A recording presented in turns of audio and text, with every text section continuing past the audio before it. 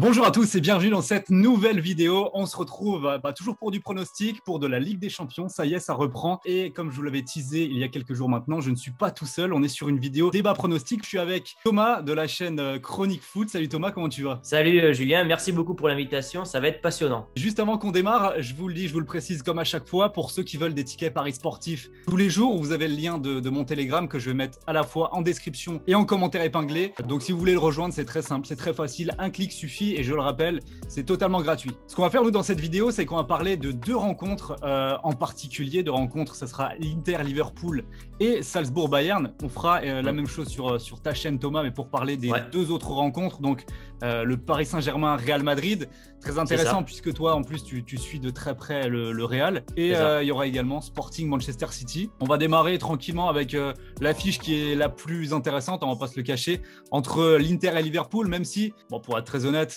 normalement il n'y a pas trop de suspense, hein. Je pense que la victoire de Liverpool, c'est pas cadeau, mais presque. À l'Inter, non, moi je pense pas. Moi je pense qu'il y a débat là, tu vois. Sur le coup, je pense que l'Inter peut accrocher Liverpool, voire plus. Voire plus carrément, ok. Donc je pensais qu'on allait être assez d'accord sur ce match-là. Moi, je pense que Liverpool va passer facilement en quart de finale, éliminer l'Inter. Toi, t'es plutôt du côté italien. Pourquoi? Alors, nuance. Je pense que sur la qualification, Liverpool, avec le retour chez eux, ça va le faire. Mais je pense qu'avec ce match aller à Giuseppe Meazza, avec cet Inter-là de Simone Inzaghi, il peut y avoir des surprises. Et je pense que Klopp et Liverpool vont souffrir. Souffrir peut-être. Après. Ouais, sur les points faibles de l'Inter, ils ont quand même appris à nous décevoir en Ligue des Champions depuis qu'ils sont de retour. Alors je vais te dire mon argument. Mon argument, c'était objectif 8e de finale. Chaque année avec Conte, ça ne passait pas les poules. Ils vont jouer libérés. En plus, ils tapent un des favoris de la compétition. Ils ont strictement rien à perdre sur cette double confrontation, si ce n'est gagner de l'expérience. La transition entre Conte et Simone Inzaghi, elle s'est parfaitement faite. Je trouve même que l'Inter de Simone Inzaghi est encore plus collectif, dépend moins des individualités que sous l'époque de Conte. Et moi, je pense que cet Inter, vraiment, peut surprendre le Liverpool de Klopp. Ok, franchement, en vrai, j'entends tes arguments. J'entends après, je trouve quand même qu'avec l'armada offensive de Liverpool, le fait que ce soit bien rodé en 4-3-3, le petit papy Andanovic dans les buts, je pense qu'il a ramassé le ballon quelques fois dans les filets. En plus, ils ont recruté Luis Diaz qui a fait ses débuts avec les Reds. Il y a plein d'armes offensives. Bon, je te vois peut-être arriver sur le terrain de la CAN et des joueurs un petit peu moins en forme, non? Exactement. Ouais. Salah et Mané sont allés en finale, c'est-à-dire qu'ils ont joué la compétition entière. Donc il y aura peut-être de la fatigue déjà côté Liverpool. Et puis je me dis, les recrues interistes sont intéressantes. Çalhanoğlu, 6 ou 7 buts. Dzeko, il est pas loin de sa dizaine de buts, donc il s'est bien intégré au collectif de l'Inter. Et finalement, alors oui, il y a eu la surprise de l'Inter contre le Milan AC avec Giroud et tout ça. Mais si tu regardes depuis le début de la saison à domicile, et je peux t'en parler puisque le Real a joué contre cet Inter, le Real avait souffert énormément en Italie. Et ils vont gagner, c'est un hold-up. Donc cette équipe est capable de battre des gros. Je ne pense pas qu'ils iront jusqu'à gagner Liverpool, mais chercher un match nul, je pense que c'est largement possible. Ouais, franchement, tes arguments s'entendent bien. Ouais, t'es pas très loin de me faire changer d'avis. Je vais faire un petit point sur les cotes, donc de ce match aller uniquement. Ouais. L'Inter, donc à domicile, est coté à 3,35, 3,50 pour le match nul. Et Liverpool est quand même coté au-dessus de 2,05 précisément. À l'heure où on tourne cette vidéo. Alors moi, du côté prono, je partais quand même sur une victoire assez nette de Liverpool. Donc la victoire de Liverpool cote à 2,05. Je sais pas toi vers quel prono tu te tournerais du coup? Alors moi, j'ai choisi deux pronos pour cette rencontre. Donc le match nul à 3,50. Je trouve que c'est une très belle cote. Ouais. Voilà. Pas trop risqué non plus. Et j'avais une cote intéressante aussi, c'était le moins de 2,5 buts dans cette rencontre à 1,93. Parce que je me dis que l'Inter va pas prendre des risques démesurés. Ils ont quand même 3 défenseurs centraux, notamment Bastoni et tout ça. Je pense qu'ils peuvent réussir à annihiler les offensives de Liverpool. Donc je pense que le moins de 2,5 buts et le match nul, je pense que c'est deux cotes très intéressantes. Ok. Je pense aussi que l'Inter prendra pas des gros risques démesurés sur ce match-là. Ouais. Ce sera sans doute pas hyper débridé. Moi, quand je disais victoire de Liverpool, en réalité, ce serait sur un petit score, effectivement, soit 1-0. Alors, j'aurais peut-être dit un 2-1 aussi. Une petite victoire, mais par 2 buts ou plus, peu probable quand même. En soi, c'est quand même intéressant. Les cotes sont intéressantes à miser sur ça. Ah oui, elles sont belles. Elles sont très belles, les cotes. Ouais. Ce qu'il faut quand même signaler, c'est que cette année, le but à l'extérieur ne compte plus. Effectivement. Donc ça, est-ce que du coup Liverpool va se jeter dans la bataille pour aller chercher le but à l'extérieur comme les années précédentes? Bon, tu vois ce que je veux dire. Stratégiquement, c'est l'année numéro 1.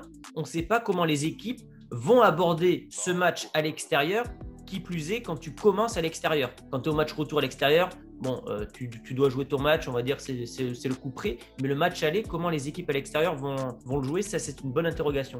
Ouais, c'est une donnée à prendre en compte. Après, dans l'identité de jeu Liverpool, je les vois quand même pas se satisfaire, on va dire, d'un match nul, quoi. Je pense que s'ils ont l'opportunité de gagner, s'ils ont les jambes, s'ils sentent qu'ils ont le dessus sur l'adversaire, je pense pas qu'il y aura de calcul par rapport à ça. Mais en tout cas, donc, match nul pour toi, victoire de Liverpool pour moi. Bon, tu prends clairement un peu plus de risques que moi. Tu as une belle cote à 3,50 sur ce match.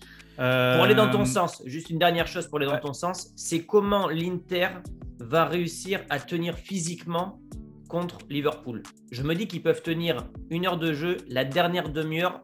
Je ne sais pas s'il y a des cotes sur ça, mais la dernière demi-heure but de Liverpool, je pense que ça peut être intéressant. Je ne sais pas si elle existe cette cote, mais je pense que Liverpool peut faire à la rigueur la différence en fin de match. C'est clair qu'il y a une question de dimension physique qui va être importante. Bon, Liverpool, tu l'as dit, il y a quand même des joueurs qui sont assez entamés physiquement, mais pour avoir vu notamment Salah qui était rentré avant qu'on tourne cette vidéo hier contre Leicester et qui me semblait quand même bien physiquement, donc je pense qu'il aura de quoi quand même tenir une semaine et d'être très bon face à l'Inter. Luis Diaz qui est arrivé, qui a fait du beaucoup de bien à Liverpool, Diogo Jota qui est en feu, donc oui, c'est une cote, c'est effectivement quelque chose, un scénario qui me semble assez possible. Un début de match où l'Inter arrive à cadenasser Liverpool et que par la suite, ils arrivent quand même à faire la différence. Donc au final, ce sera assez serré, ça se jouera à pas grand-chose. Je pense aussi. Ok, bah écoute, belle conclusion pour ce match-là. On va passer à la deuxième rencontre qui va nous intéresser la semaine prochaine. C'est Salzbourg, on peut le dire, je pense, le petit pousset de cette Ligue des Champions des huitièmes de finale contre le Bayern. Je pense qu'on va être d'accord sur l'issue de la rencontre. Victoire logique et plutôt nette du Bayern. Ouais, là pour le coup, je vais te suivre. Je pense que le Bayern, c'est l'un des favoris, si ce n'est le favori. Ils ont un super entraîneur, Nagelsmann, qui prêche le jeu offensif à foison, jusqu'à déséquilibrer parfois son équipe. Et quand on voit le nombre de buts, notamment à l'extérieur de ce Bayern, je ne vois pas comment Salzbourg peut aller chercher un bon résultat à domicile. Ouais, petit point sur les cotes. Donc, le Bayern est à l'extérieur. Malgré tout, ils ont une cote à 1,30, 8,55 pour le Salzbourg. Donc, autant dire que les bookmakers, malgré le fait que les Autrichiens soient à la maison, ils ne croient pas trop à leur victoire. En termes de pronos, donc ça va, je pense, se rejoindre ce qu'on va dire sur le match. Moi, je pense que Salzbourg peut marquer. Je pense qu'au niveau de l'assise défensive, le Bayern, ça n'a pas toujours été irréprochable cette saison. Ils sont capables de prendre 1 ou 2 buts, mais derrière, combien vont-ils en marquer? 2, 3, 4, 5 Moi, je vois le Bayern mettre au moins 3 buts dans la rencontre. Et ça, c'est coté pour le dire à 1,90. Ouais, alors on se rejoint un peu. Moi, j'étais parti sur le Bayern par 2 buts d'écart à 1,77. Donc, on est à peu près sur la même chose, 2-0, 3-1, enfin ce genre de truc. Par contre, un scénario qui est possible, c'est Salzbourg qui surprend le Bayern en début de match et qui va ouvrir le score.